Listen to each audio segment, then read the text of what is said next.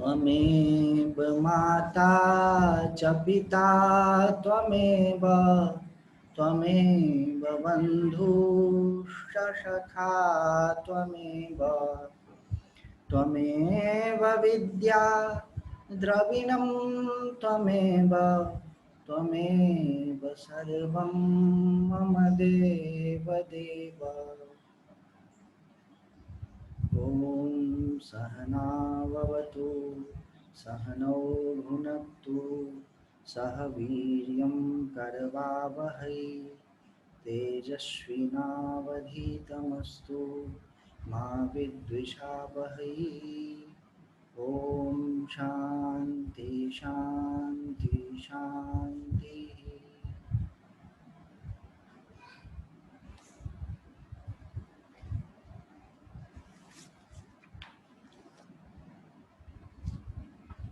हम लोग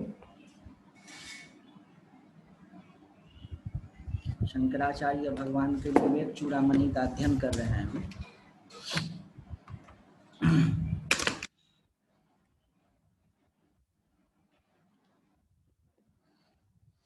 और इसमें श्लोक 144 तक हम लोग पहुंच गए हैं। श्लोक 144 में अब ये देखना है हमको, उसके नीचे जो 145 आएंगे, इसमें नाम में थोड़ा सा, हेडिंग में थोड़ी सी गड़बड़ी है। या तो इनको आवरण शक्ति और विक्षेप शक्ति ये टाइटल थोड़ा सा पहले दे देना चाहिए था, नहीं तो 146 के पहले दे देते, क्योंकि आवरण शक्ति के बारे में इन्होंने पहले बताया। आवरण शक्ति मतलब इसको आप शक्ति रूप से कल्पित कर लीजिए। अब शक्ति क्या कल्पित उसमें करेंगे, कल्पना ही है सब, कि रस्सी का न दिखना।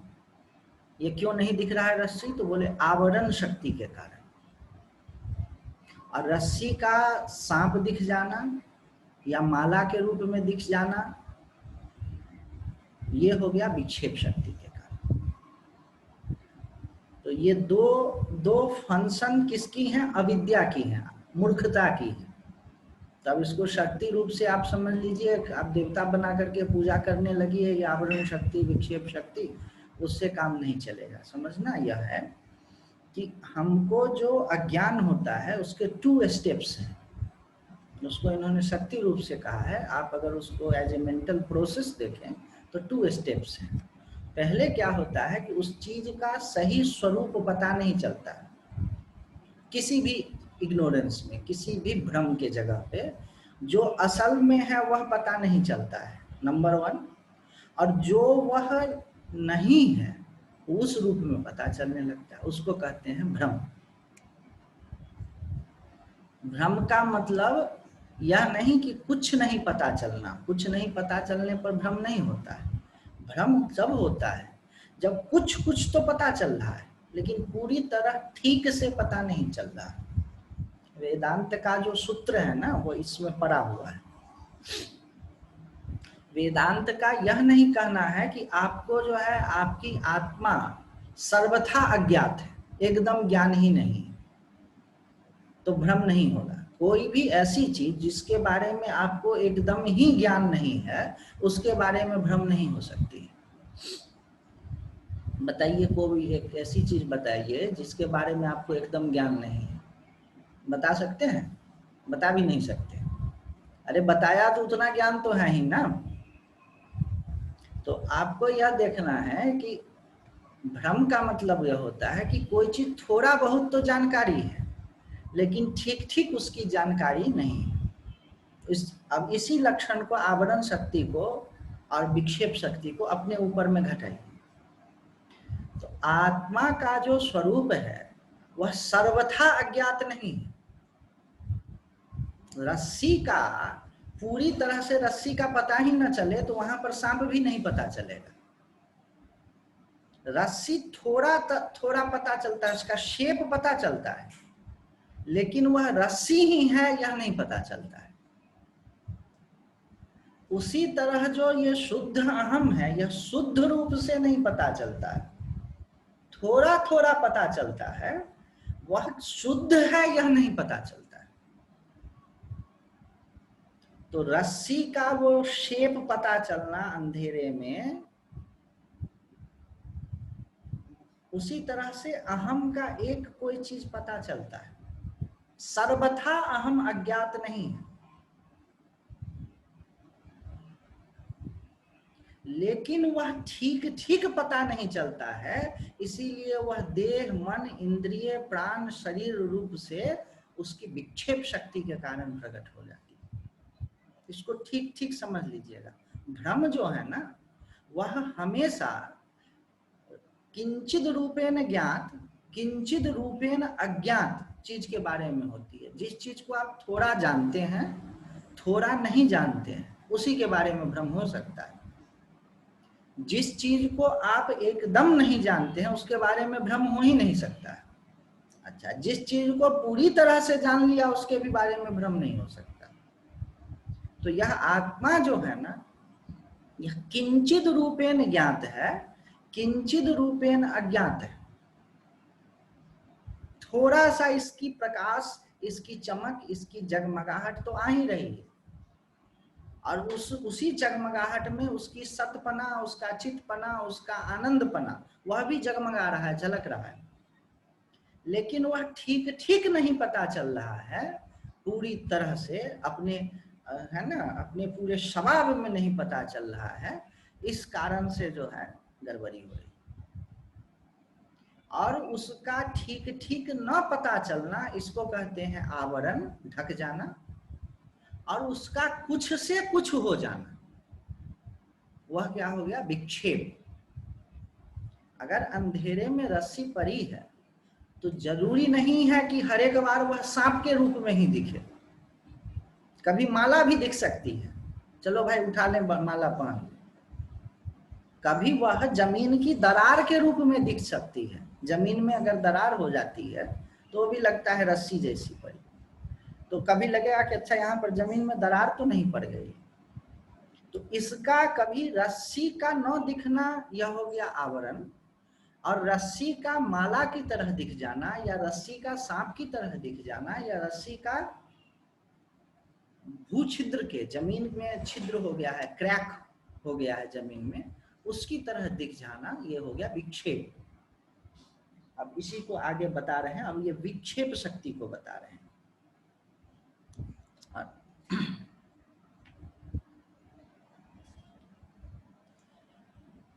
कवलित दिन नाथे दुर्दिने सांद्र मेघै, व्यथयति हिम झंझा वायु उग्रो तथैतान, अविरत तमसात्मनि आवृते मूढ़ बुद्धिम, छपयति बहु दुःखैस् तीव्र विक्षेप शक्ति। श्लोक नंबर 145। कवलित दिन नाथे, दिननाथ कहते हैं सूर्य को। कवलित मतलब खा गया, गायब हो गया। कैसे? कब? दुर्दिने सांद्र मेघे, जो मेघ है, सघन मेघ के द्वारा सूर्य जब आच्छादित हो जाता है तो अति भयंकर और ठंडी ठंडी आंधी सबको खिन्न कर देती है। तो सूर्य का ढक जाना एक चीज, और फिर आंधी का आ जाना और ठंडा हो जाना वो दूसरी चीज। ढक जाना हो गया आवरण, और आंधी वांधी आ जाना वो हो गया विक्षेप। तो बोल रहे हैं कि मेघ जो है दो काम करती है, सूर्य को ढक भी देती है और आंधी वांधी भी ले आती है। उसी प्रकार हमारी बुद्धि जो है वह तमोगुण से आवृत हो जाती है, तो अपने सही स्वरूप को नहीं पकड़ पाती, और उसी में तरह तरह की कल्पनाएं करने लगती है। मैं शरीर हूँ, मैं मन हूँ, मैं, ये इतना सूक्ष्म होता है ना कि आपको पता भी नहीं चलता है। अपने को कुछ मान करके ही किसी भी कर्म में प्रवृत्त हुआ जाता है। अपने को आप कुछ मत मानिए तो अभी ये सुनना और ये बोलना दोनों बंद हो जाए।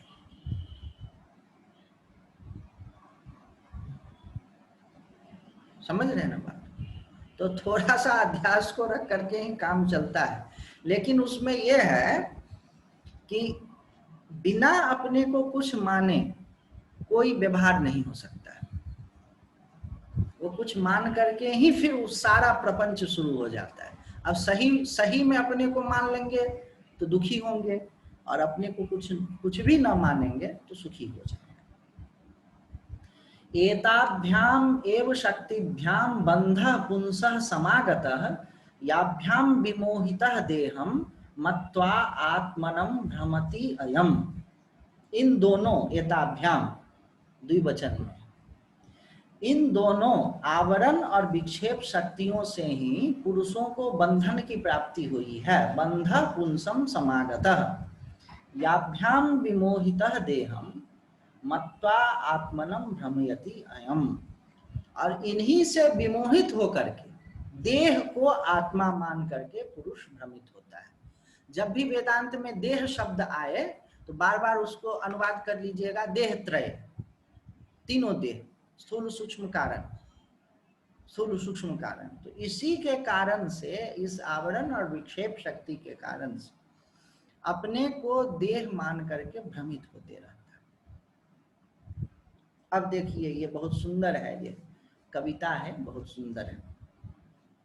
बीजम संस्कृति भूमि जस्य तू तमो देहात्म धी अंकुरो रागः पल्लव अंबुकर्म तू बपुः स्कंधः असवः शाखिका अग्राणी इंद्रियः संहतिश्च विषयाः पुष्पाणि दुःखं फलम् नाना कर्म समुद्भवं बहुविधं भोक्तात्र जीवः खगः।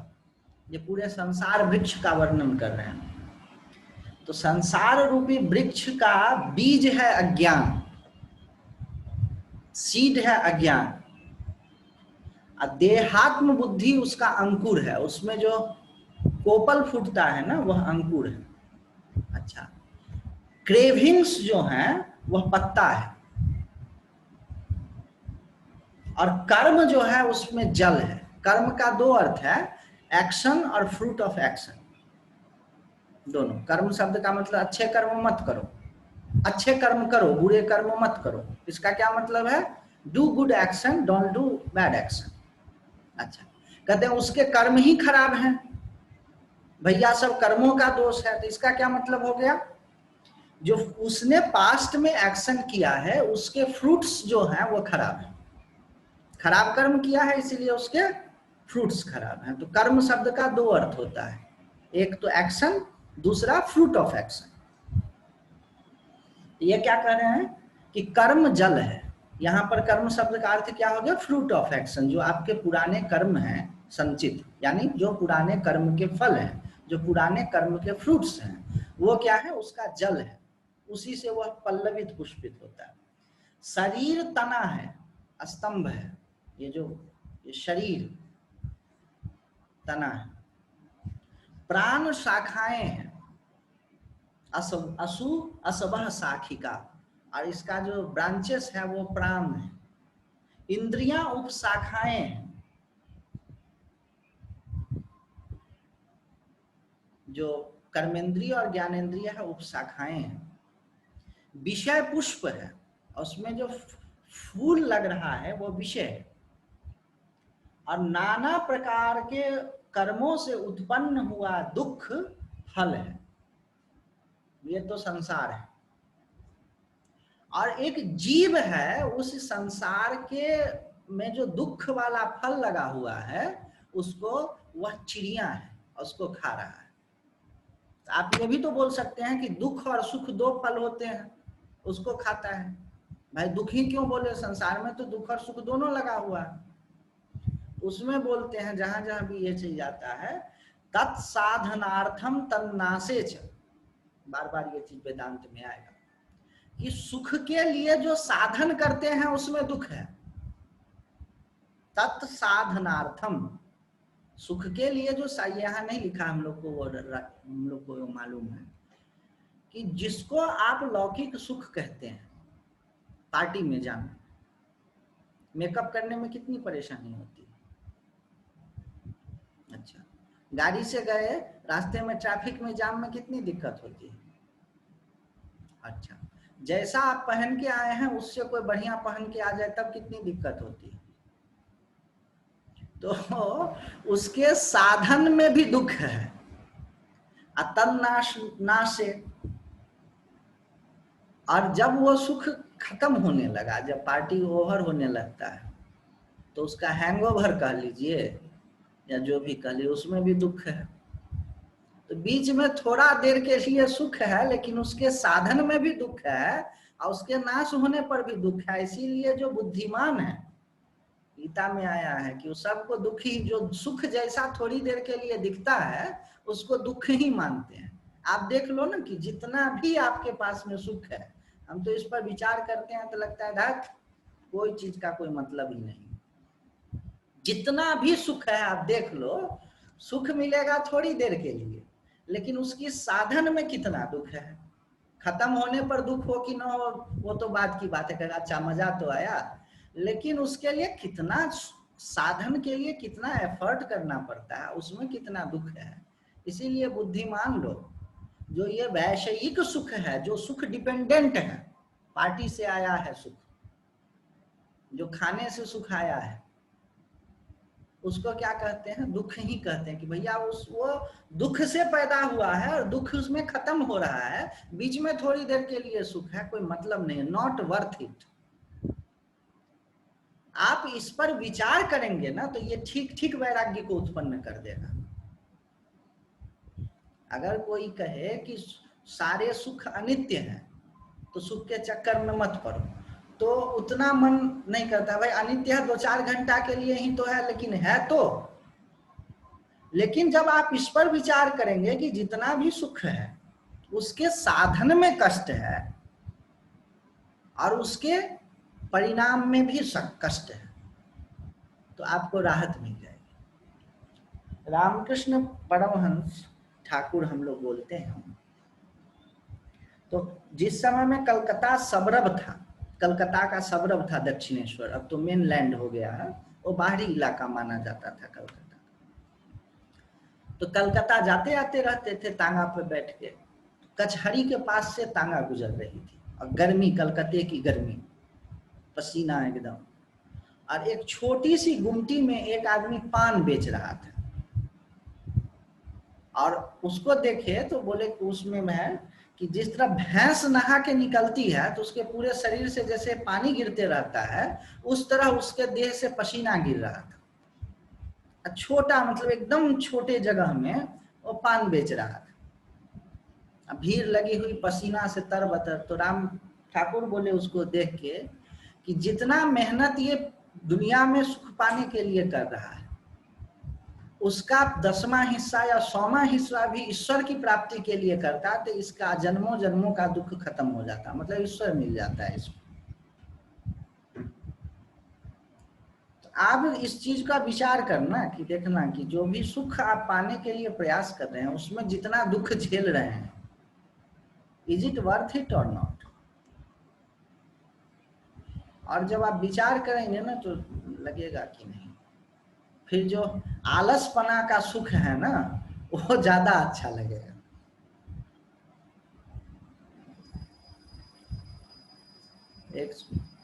एक है कि अभी उठ नहीं रहा, कभी सुनाएंगे, तस्या आलस्य धुरी नस्य सुखो अन्यत्र न विद्यते, क्या तो है, अभी उठ नहीं रहा। ठीक, अज्ञान मूलः अयम अनात्म बंध नैसर्गिको अनादि अनंत ईरितः जन्मापि अव्याधि जरादि दुःखः प्रवाह पातं जनयति अमुष्य। यह अज्ञान जनित अनात्म बंधन स्वाभाविक तथा अनादि और अनंत कहा गया है। अज्ञान मूलो अयम आत्मबंध नैसर्गिको, कल भी सुनाया था, नैसर्गिक अनादि अनंत ईरित।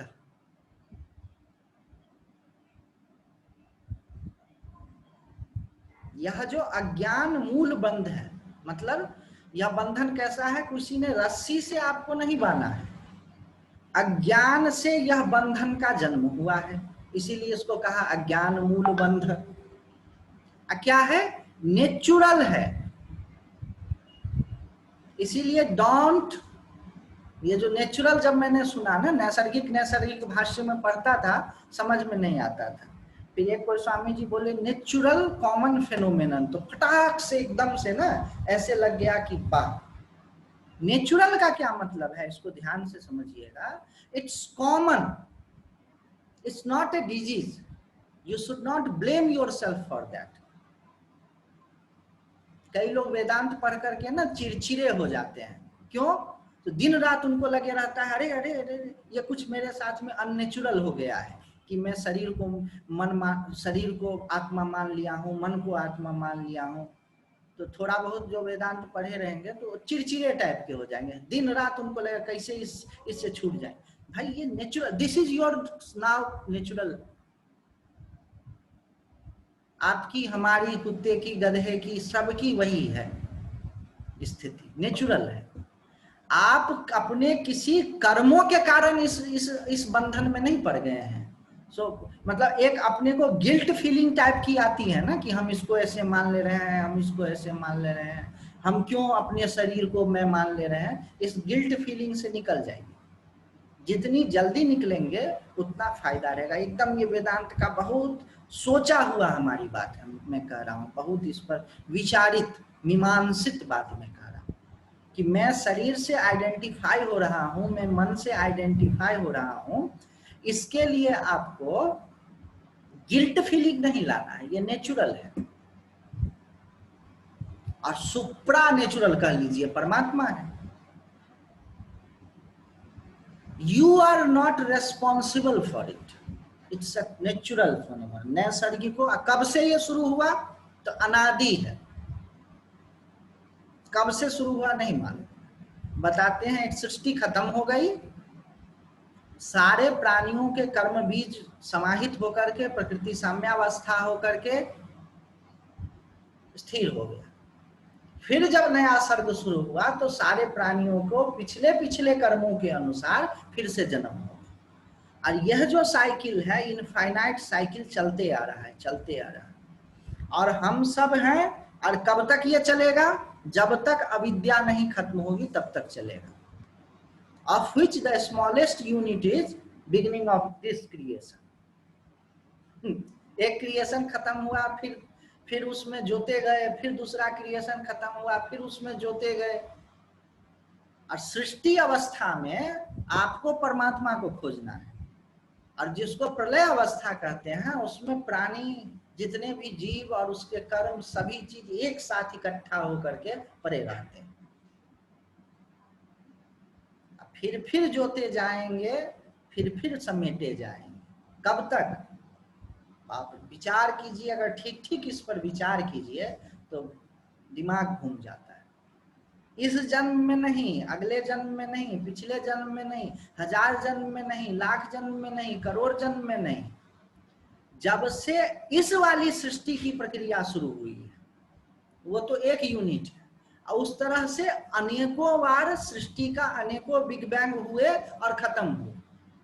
बिग बैंग मान लीजिए, जो भी मान लीजिए जैसे, और उस हरेक के स्टार्टिंग में अलग अलग जीव समुदाय अपने अपने पूर्व कर्मों से फिर उसकी साइकिल शुरू हो जाती है। इस साइकिल की, आदित्य जी, इस साइकिल की अवधि कितनी है? एक ब्रह्मा की आयु में बोलते हैं कि एक साइकिल खत्म होता है।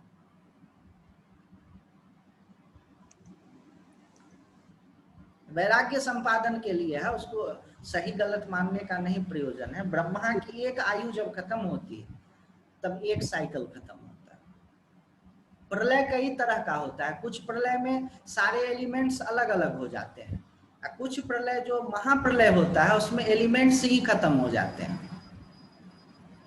जैसे अभी आपका शरीर, हमारा शरीर, जितनी भी चीजें हैं, पांचों एलिमेंट को जुड़ करके बना हुआ है।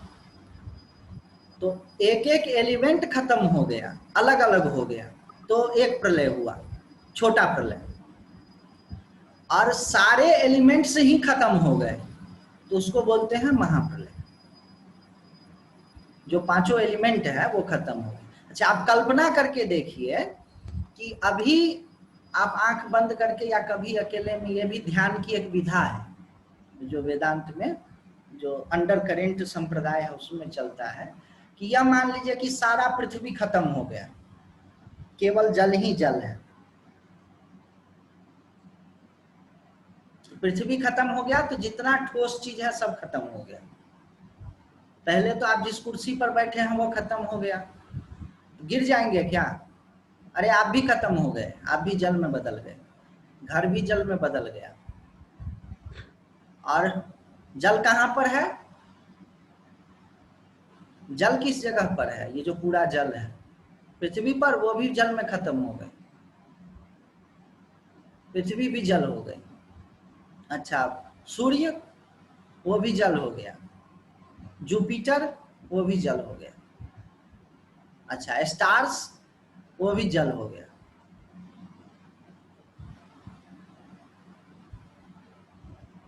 कहाँ चला जाएगा मन? उड़ जाएगा। ये सब ध्यान के प्रकार हैं। फिर कहते हैं कि जल, जितना भी जल है उसको वायु में मिला, अग्नि में मिला दीजिए। पूरी प्रचंड अग्नि, पूरे ब्रह्मांड जल जल जल जल जल कर रहा है। अग्नि रखी कहाँ हुई है? जब भी हम अग्नि की कल्पना करते हैं तो कोई गैस स्टोव की कल्पना करते हैं, या फायर की ऐसे लकड़ी रखी हुई है उसकी कल्पना करते हैं। लेकिन एक ऐसी अग्नि जिसका कोई बेस नहीं है, क्योंकि पृथ्वी तो खत्म हो गया, जितनी ठोस चीज है खत्म हो गई, लकड़ी भी खत्म हो गई, या लकड़ी जिस जगह पर रखी हुई है वो भी खत्म हो गई, केवल अग्नि ही अग्नि है पूरे ब्रह्मांड में। और फिर वो अग्नि वायु में चली गई, वायु आकाश में चला गया, और आकाश मन में चला गया, और मन परमात्मा में विलीन हो गया। बड़ी अच्छी प्रक्रिया है ये ध्यान की, वो बाद में हम सिखाएंगे सब आगे आगे जैसा जैसा आएगा। तो ये जो है कह रहे हैं कि कब से ये चला आ रहा है, तो अनंत काल से ये चला आ रहा है और अनादि काल तक चलता रहेगा। उसमें क्या क्या होता है? तो जन्म, मरण, व्याधि, जरा आदि दुख। जन्मना भी दुख है। बच्चा जन्मता है, कितना हेल्पलेस होता है। इस बात में आर्ग्यूमेंट है कि गर्भ में बच्चा सुखी रहता है कि दुखी रहता है। जो आधुनिक मनोविज्ञान का एक पक्ष यह कहता है कि गर्भ में बच्चा बहुत सुखी रहता है। हम लोग मानते हैं कि बच्चा दुखी रहता है। खैर वो तो नहीं मालूम।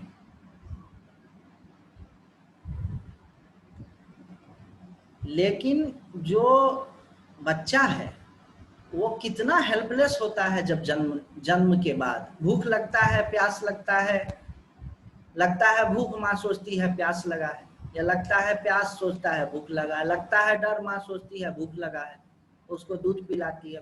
पता भी तो नहीं चलता है ना, जितना भी कुछ करो उसके मन में एग्जैक्टली क्या हो रहा है। वो हेल्पलेस, कुछ कुछ चीज लोगों को तो याद भी रहता है कुछ समय तक,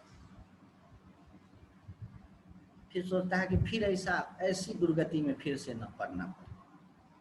कितना भी केयर करे ना, एग्जैक्ट उसके मन की बात तो पता नहीं चलता क्या हो रहा है। डर लगता है और पेट भरा हुआ है, माँ सोचती है भूख लगा है और दूध पिलाती है। प्यास लगा हुआ है और दूध पीने से, उसको खाना खाने से और उसको प्यास लगेगा, माँ सोचती है खाना नहीं खा रहा है और जबरदस्ती खिलाती है। जन्म भी दुख है, व्याधि भी दुख है, बीमारी, सबको बीमारी होता है। जिसको जो बीमारी होता है सोचता है ये वाला बीमारी ना हो। याद कर लीजिए बीमारी को। हमने एक बार एक दवा खा लिया, पूरे शरीर में खुजली होने लगी। अच्छा, उससे पहले चिकनगुनिया हो गया था, उठने बैठने में दिक्कत होता था। फिर उठपटांग दवा खा ली, रिएक्शन कर गया, खुजली होने लगा।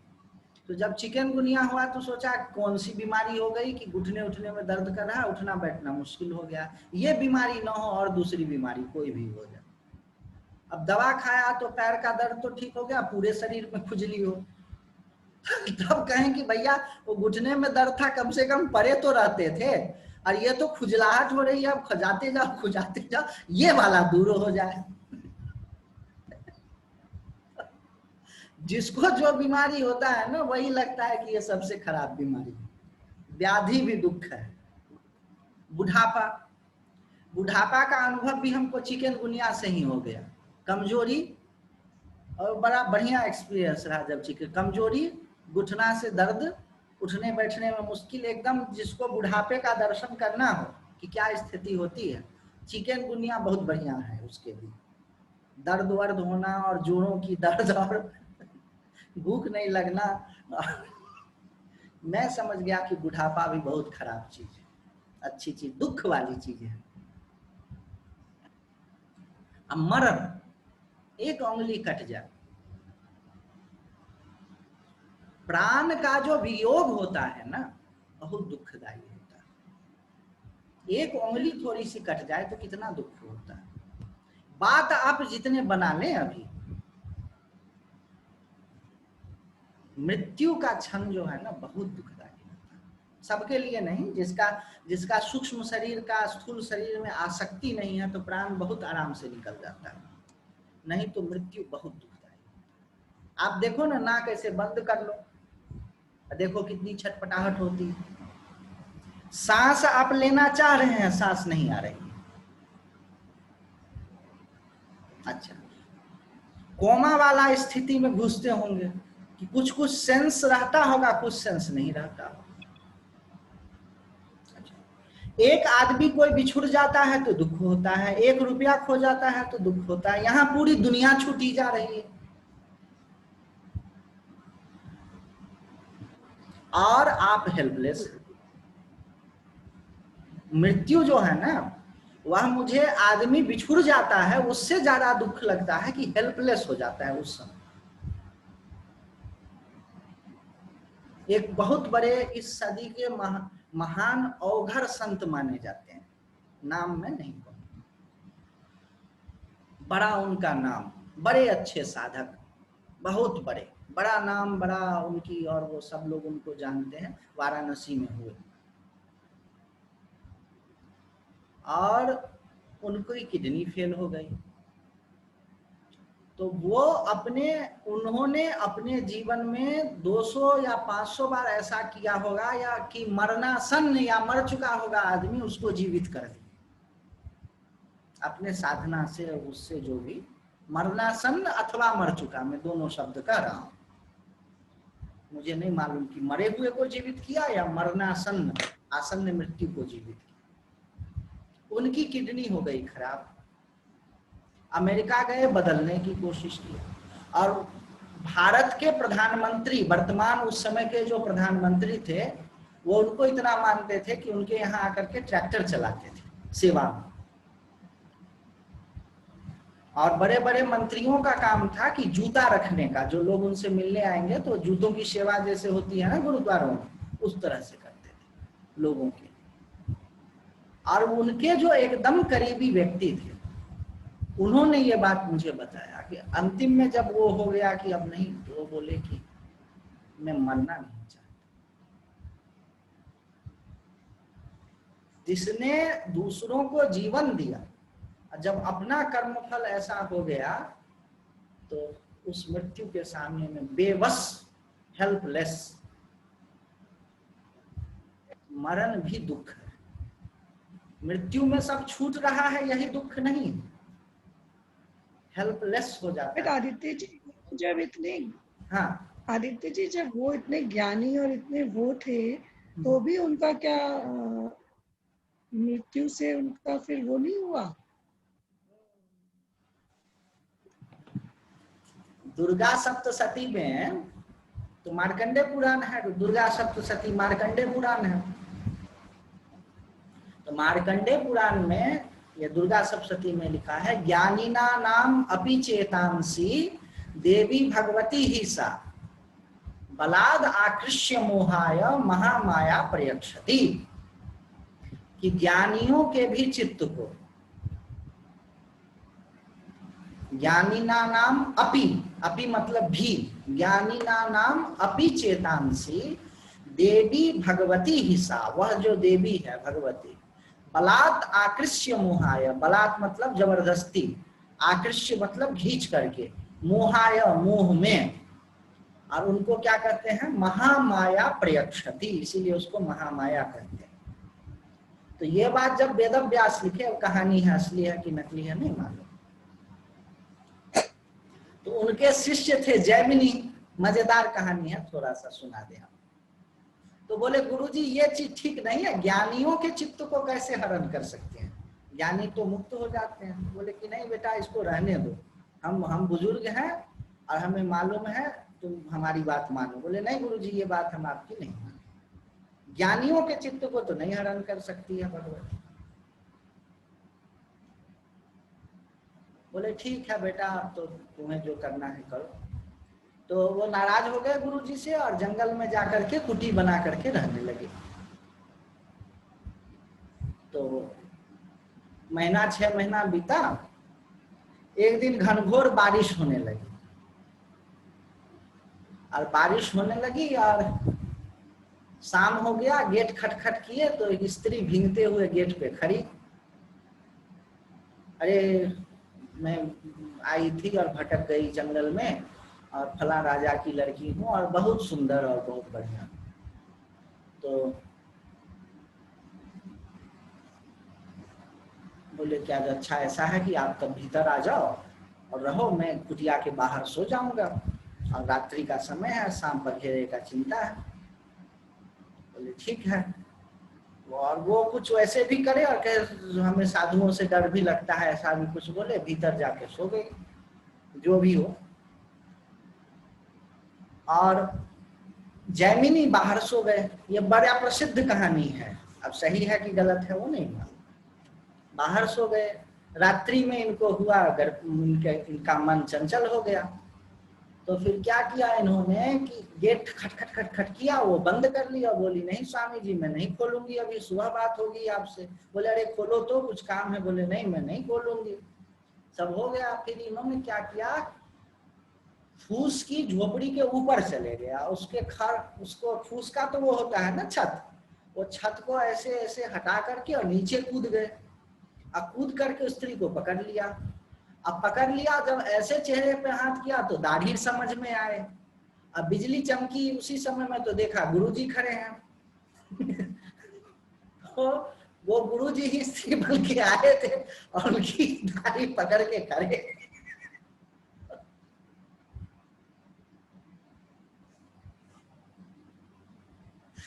तो बोले क्या बेटा और बताओ, मैंने सही लिखा था कि गलत लिखा? तो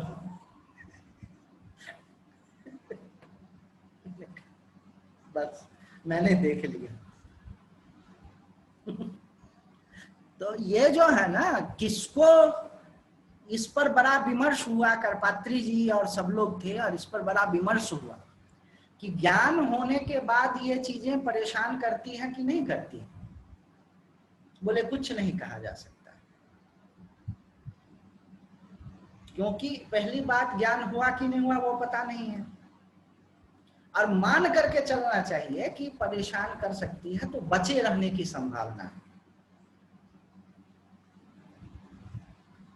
यद्यपि यह कहा जाता है कि ज्ञान होने के बाद सारी चीजें खत्म हो जाती है, लेकिन फिर यह समझना चाहिए कि जो ऐसे लोग हैं इन्होंने ज्ञान की चरम अवस्था को नहीं प्राप्त किया है, अभी जो अंतिम अवस्था है उसको, वो इवॉल्व्ड हैं, they are more evolved than all of us, better evolved than all of us. लेकिन जो अंतिम क्लिक है, जिसको प्राप्त होने के बाद मोह नहीं होता है, वहां तक नहीं पहुंचे।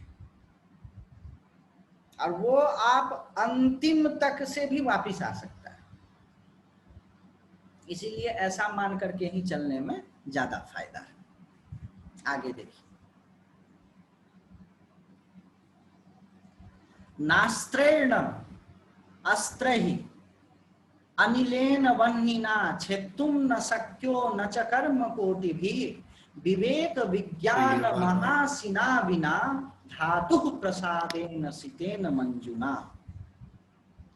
यह बंधन नास्त्रे ही, अस्त्र से शस्त्र से नहीं काटा जा सकता है। आप अपने अज्ञान को सोचें कि अस्त्र से काट दें, शस्त्र से काट दें, नहीं संभव है। अग्नि से जला दें, नहीं संभव है। और तमाम कर्म करके, एक्टिविटीज करके आप सोचें कि हम इसको ठीक कर लें, नहीं संभव। तो कैसे खत्म होगा? विवेक विज्ञान महाअसीना। महाअसी, असी का मतलब होता है तलवार, महाअसी का मतलब बड़ा तलवार। कैसा? तो विवेक विज्ञान का जो महाअसी है उसके द्वारा इसको काटना है। कैसे वो विवेक विज्ञान प्राप्त होगा? धातु प्रसादेन शीतना मंजू, शीतेन मंजुना। वह जो विवेक प्रसाद है वह कैसे प्राप्त होगा? तो धातु प्रसाद से। धातु प्रसाद बड़ा सुंदर शब्द है, भगवान की कृपा से। उसी की कृपा से विवेक होगा। और वो कैसा विवेक होगा? महाविवेक। और कैसा?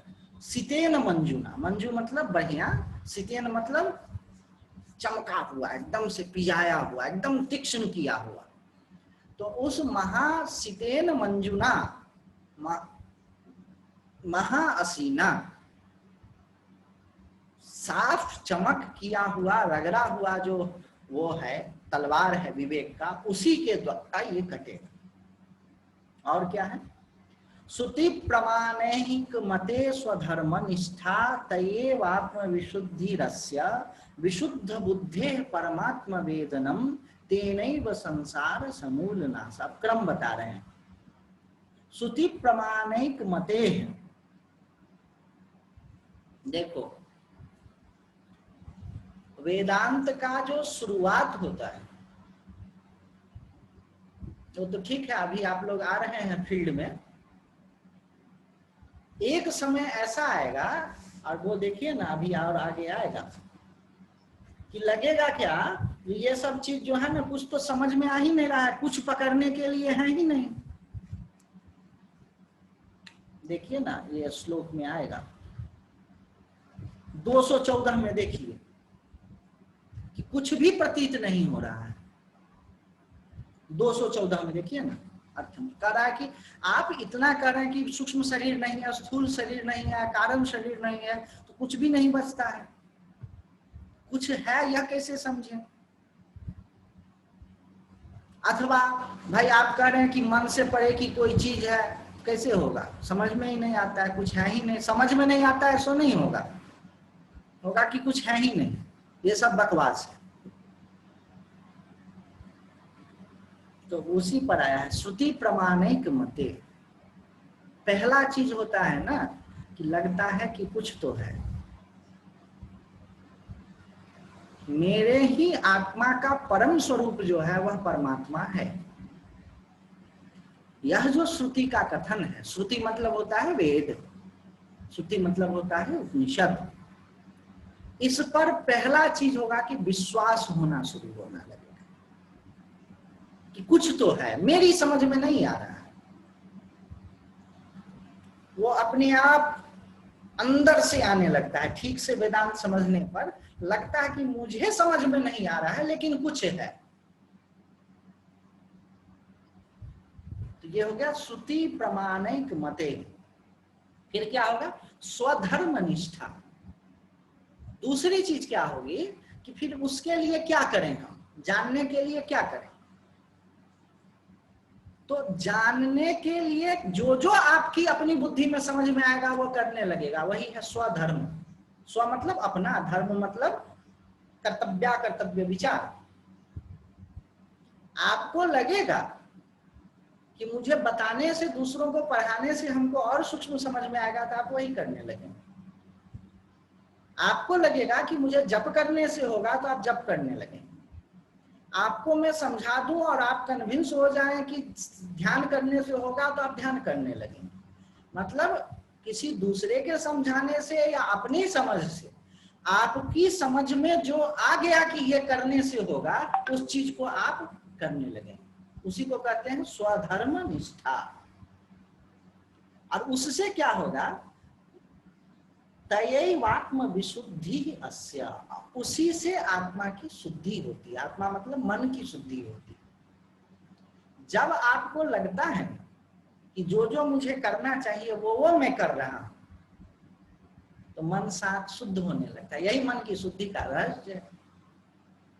आप अपनी बुद्धि का अपमान मत कीजिए। मूर्ख वह है जो अपनी बात नहीं मानता। आप अपनी बात माना कीजिए। आपको जो लगे कि ऐसे करने से भगवान मिल जाएंगे, उसको आप कीजिए, भगवान मिल जाएंगे। आपको जो जो चीज, आप अपनी बुद्धि को अपमानित मत कीजिए। आप अपनी बात मानिए, तो क्या होगा? मन शुद्ध होने लगता है। अच्छा, उस विशुद्ध बुद्धि में क्या होता है? परमात्मा वेदनम। परमात्मा जो है ना, नाउन भी है, वर्ब भी है, एक्सपीरियंस भी है, एक्सपीरियंसर भी।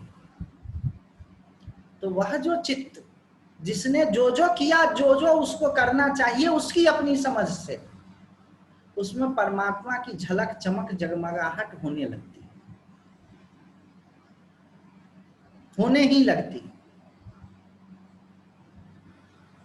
जैसे देखो ना कि कोई कोई काम ऐसा करे जो बहुत मेहनत का काम हो, तो वो उसको अपने आप लगने लगता है कि मैं डिजर्व करता हूँ, और होने लगता है। परमात्मा वेदना तेनैव संसार समूल नाश, उसी के द्वारा जो है संसार के समूल का नाश होता है। अब यहां से 151 से ये एक नया विषय शुरू कर रहे हैं। वो क्या कर रहे हैं कि 5 कोश हैं वेदांत में, 5 कोश, उसका वर्णन वो शुरू कर रहे हैं। यहां से टेक्निकल अब शुरू हो रहा है 151 से। इसको अब हम लोग जैसे पहले पढ़ते थे, स्लाइड व्लाइड बना करके सब तैयार कर रखा है। अब 151 से हम लोग कल से वैसे ही कुछ समय तक पढ़ेंगे, जो 5 कोश है उसकी समझने तक, ठीक है। और ये 5 कोश जो है वेदांत का बहुत सेंट्रल कंसेप्ट है। आप लोगों को तो उसका बहुत सारा चीज समझा भी दिया है, आप लोग को खटाखट समझ में आ जाएगा। जिनको नहीं समझ में आएगा, मैं देख लूंगा आज का वीडियो, और जिस वीडियो में मैंने स्थूल शरीर, सूक्ष्म शरीर, कारण शरीर का वर्णन किया है, वो मैं ग्रुप में पोस्ट कर दूंगा और इसके डिस्क्रिप्शन में भी लिख दूंगा, ताकि उसको देख लीजिए, तब ये वाला चीज और ज्यादा अच्छा से समझ में आएगा। वैसे हम समझाएंगे। अब एक कोई प्रश्न आया है, उसको देख लेते हैं।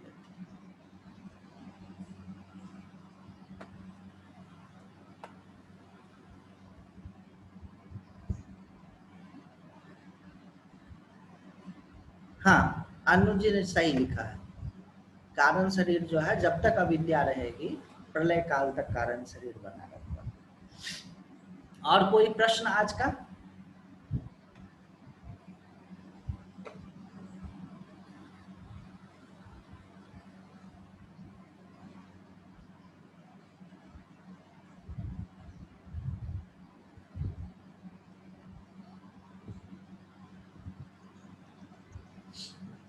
Aditya ji. जी।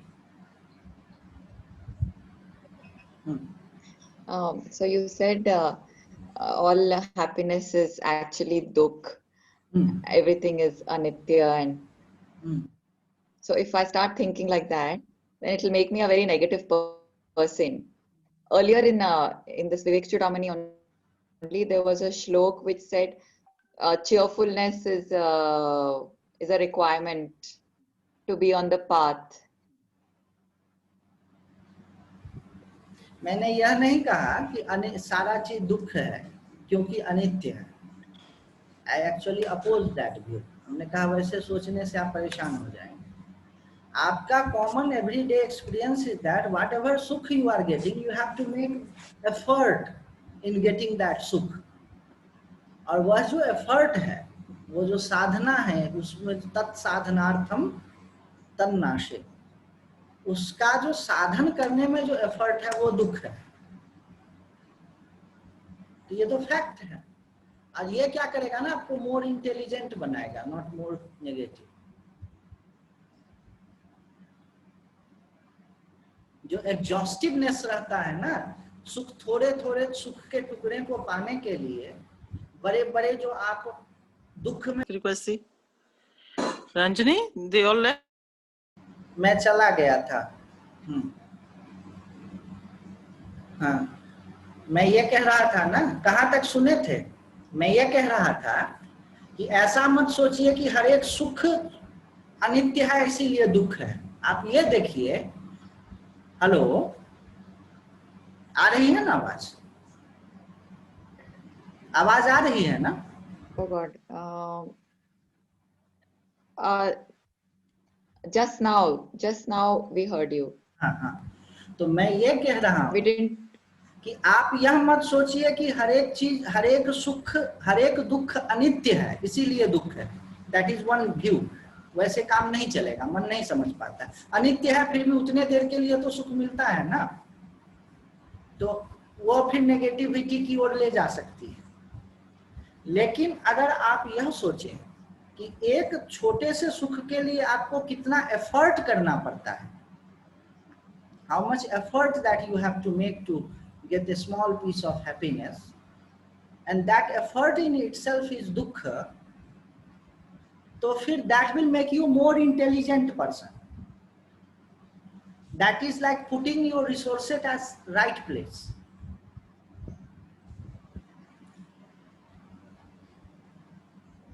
आदित्य जी, हाँ आवाज आ रही है? हाँ हाँ जी, मीना, प्रणाम। नमस्ते।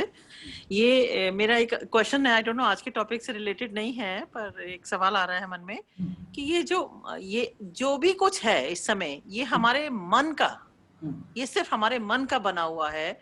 ये जितनी भी हम सुन रहे हैं, आपको समझ रहे हैं, दुनिया देख रहे हैं, रिश्ते बन रहे हैं, बंधन संबंध, मटेरियल इमटेरियल चीजें, लिविंग नॉन लिविंग चीजें, ये सब क्या हमारे मन की क्रिएशन है? और क्या ये मन की ये क्या 1.3 नहीं 7 बिलियन लोग जो दुनिया में हैं, सबके मन की क्रिएशन अपनी अपनी है? सबके मन की क्रिएशन। मैं ट्रेन से जाता हूँ तो देखता हूँ कि मैं ट्रेन में बैठा हूँ और कोई बढ़िया दृश्य दिख रहा है, पोखर है, कोई नदी है और आदमी लोग खेल रहे हैं, बच्चे खेल रहे हैं, तो मेरी दृष्टि से वो देख रहा है और वो लोग ट्रेन को देख रहे हैं। मेरे क्रिएशन में वो लोग हैं, उनकी क्रिएशन में मैं हूँ। भाई मैं देख रहा हूँ कि भाई बढ़िया सीन गुजर रहा है, अब वो देख रहे हैं कि बढ़िया ट्रेन गुजर रहा है। देखो तो ये नॉन लिविंग चीजें भी देख रही हैं और उनका भी क्रिएशन मन का है। ये पेड़ पौधे, पत्ते, जानवर, मिट्टी, आकाश, तत्व, भूत, सारी चीजों का भी नहीं। आप देखिए, दो तरह की क्रिएशन बताई गई है, एक संसार, एक जगत। जगत जो है ईश्वर के मन का क्रिएशन है, ठीक है? हाँ। और संसार जो है आपके मन का क्रिएशन है। एक पुरुष बना दिया, एक बच्चा बना दिया, वह ईश्वर का क्रिएशन है, और उसको बेटा बना लिया, वह आपके मन का क्रिएशन है। पर पुरुष बना है, जगत में पुरुष बना है। हाँ, वो ईश्वर बना है, एक व्यक्ति भगवान का। हाँ, वो ईश्वर के मन का क्रिएशन है, वो भी मन का ही क्रिएशन। और ईश्वर का मन और माया एक चीज है। हाँ, वो एक चीज, ईश्वर का मन और माया ईश्वर के साथ है। हाँ। अच्छा, और मनुष्य के साथ क्या है? हमारा ये हमारा भी मन है, हमारा, पर वो मन माया नहीं है, वो भी माया से क्रिएटेड है। ईश्वर माया को अपने वश में किए हुए हैं और हम माया के वश में। हम में तुम में बस वेद यही, हम नर हैं तुम नारायण हो, हम हैं संसार के हाथों में, संसार तुम्हारे हाथों। बहुत सही है और बहुत मैं पसंद करती हूँ ये वाले वचन को, सत्संग को। पर अभी भी ये समझ नहीं आ रहा कि जैसे हम सोच रहे हैं इस समय कोरोना हुआ है, पूरी दुनिया सोच रहा है, क्या ये मेरा मन सोच रहा है कि सच में सबके साथ हो रहा है? सब सोच रहे हैं, क्योंकि बहुत आवाजें, साउंड बाइट्स बाहर से भी आ रहे हैं ना, जो मेरे क्रिएटेड नहीं है। हाँ, वही मैं कह रहा हूँ ना, कुछ ईश्वर सृष्टि है और कुछ जो है वो जीव सृष्टि है। तो कोरोना होकर के मर गया कोई, यह तो ईश्वर सृष्टि है, लेकिन वो जो दुख हो रहा है वह जीव सृष्टि है। तो किसी का जीना मरना भी सच है, ये हाँ, वो हमारे मन का क्रिएशन नहीं है। वो सच, वो सच, वह उतना ही सच है जितना आप सच हैं। और वह उतना ही झूठा है जितना आप झूठे हैं। आ रहा है समझ? तो वेदांत के हिसाब से तो हम सच है ही नहीं ना, ये तो हमारे अपने मन का क्रिएशन है। वेदांत के हिसाब से अगर पूरी तरह समझ लें उसको, तो हम है ही नहीं, हम है ही नहीं। हाँ, तो आधा अधूरा मत, not the object but the perception itself is मिथ्या। जो आपका यह परसीव हो रहा है ना वह चीज कि कोरोना है, कोरोना ही झूठा नहीं है, कोरोना का परसेप्शन भी झूठा है। जिस इंस्ट्रूमेंट से पता चल रहा है कि कोरोना है वह भी झूठा है।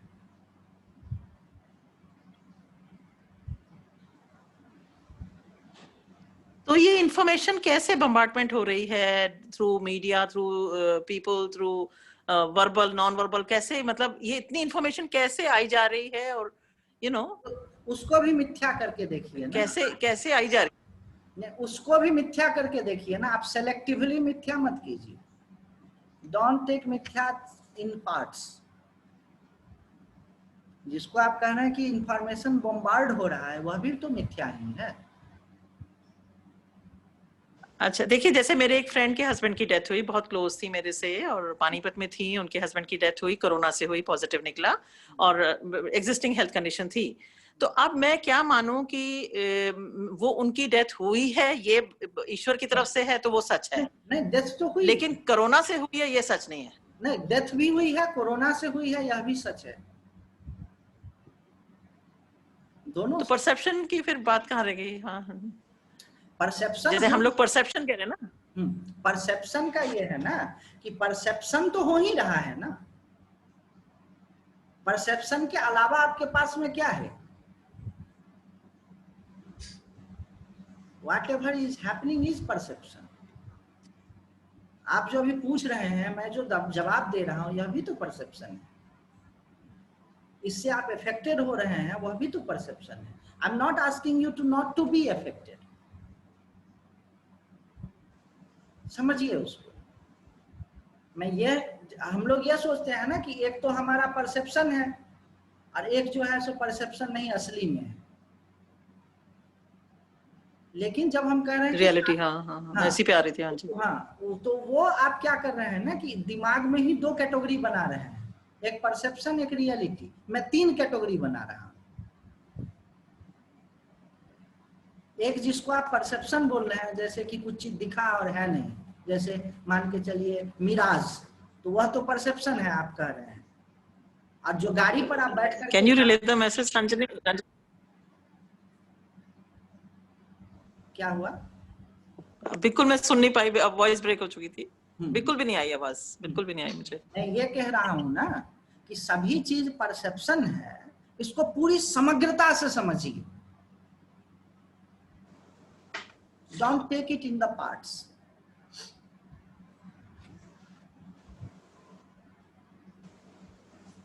अभी जो आपको दुख हो रहा है वह भी परसेप्शन है। अब इसका मतलब ये नहीं कि दुख नहीं होना चाहिए। You don't have to use this perception to push out the things. Just live with that. Actually, it will make you more sensible to the things. ऐसा नहीं कि आप सोच रहे हैं कि मैं जब सबको परसेप्शन समझ जाऊंगी तो मुझे दुख नहीं होगा। लेकिन उस दुख में भी ना एक वो होगा, एक उसको क्या बोलते हैं, मोर कनेक्टेडनेस होने लगता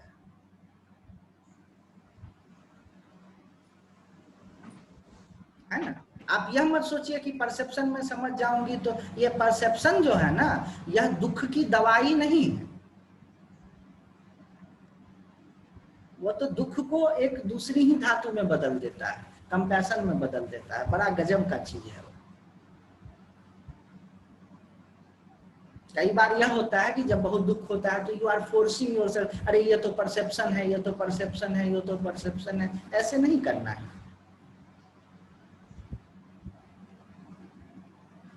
है ना। और भी कोई बात हो तो फोन करके समझ लीजिए। अब बंद करें।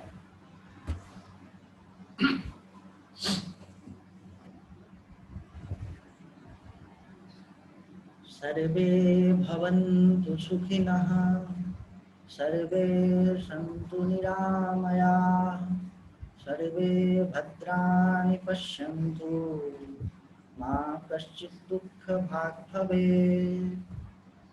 ॐ पूर्णमदः पूर्णमिदं पूर्णात् पूर्णमुदच्यते, पूर्णस्य पूर्णमादाय पूर्णमेवावशिष्यते। ॐ शान्ति शान्ति शान्ति।